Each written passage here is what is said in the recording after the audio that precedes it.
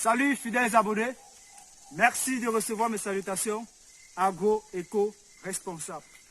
La terre ne trompe pas, c'est vrai, mais on ne triche pas avec elle. Tout en espérant que vous vous portez bien, quant à moi, je me porte à merveille. Comment ne pas me sentir mieux dans une forêt comme celle-ci, pure et nature. Alors, chers abonnés, chers agripreneurs à succès, dans cette vidéo aujourd'hui, nous allons parler de l'erreur à ne pas faire lors de l'achat de votre terrain agricole. Nombreux sont ceux qui vont acheter leur parcelle agricole, mais ils ne se font pas accompagner techniquement lors de l'achat de leur terrain agricole. Parfois, ils restent à la diaspora et ils envoient acheter, ils recommandent des gens qui parfois ne s'y connaissent pas. La conséquence, c'est quoi sur le terrain? Parfois, on vous donne un site qui n'est pas adapté à ce que vous voulez faire comme projet agricole. Et même si le site est adapté, on a souvent un véritable problème qui se retrouve partout où nous faisons descendre sur le terrain. Raison pour laquelle nous avons décidé aujourd'hui dans cette vidéo de vous parler de cette erreur à ne pas faire. Alors, chers agripreneurs, avant de parler de cette erreur, laissez-moi vous rappeler une fois de plus l'événement que nous organisons le 19 décembre 2020 à Douala, à la Chambre de commerce. Ce sera vraiment intéressant, ce sera du live, ce sera du B2B, on va parler face à face, sortons du virtuel, rencontrons-nous physiquement, parlons de la campagne agricole à venir, parlons de la loi des 4S, parlons de comment retrouver le financement, parlons de terrain agricole. Alors je vous invite à suivre le lien, vous enregistrer et valider votre place, car le nombre de places étant limité, faites le mieux pour garantir votre place. Alors chers agripreneurs, revenons au but du sujet.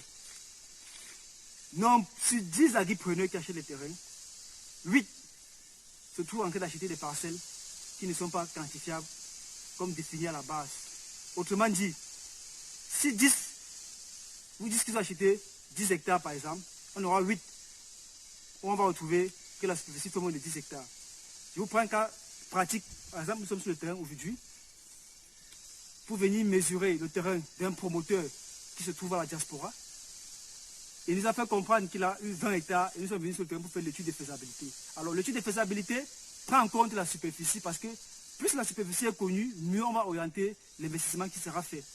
Mais il s'avère que lui, sachant qu'il a 20 hectares, nous nous retrouvons avec 15 hectares.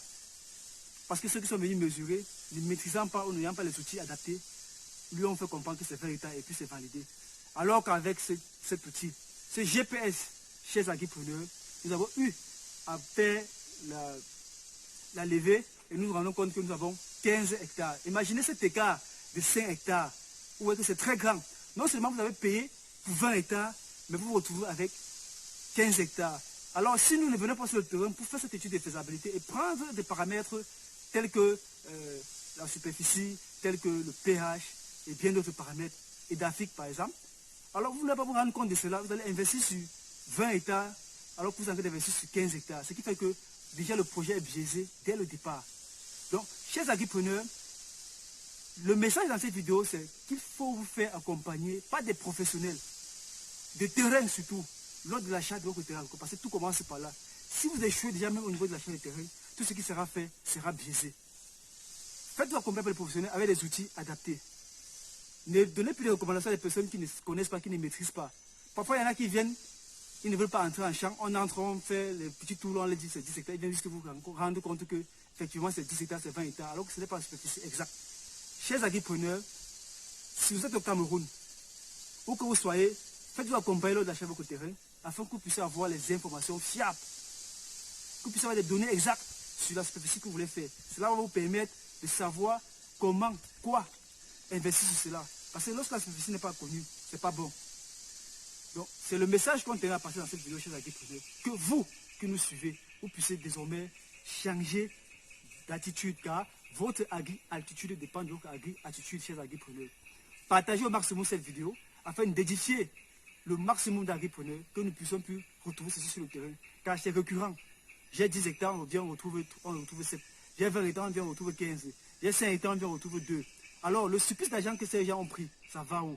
L'investissement que vous mettez sur la superficie fictive, ça va où? Donc, arrêtez cela chez les agripreneurs.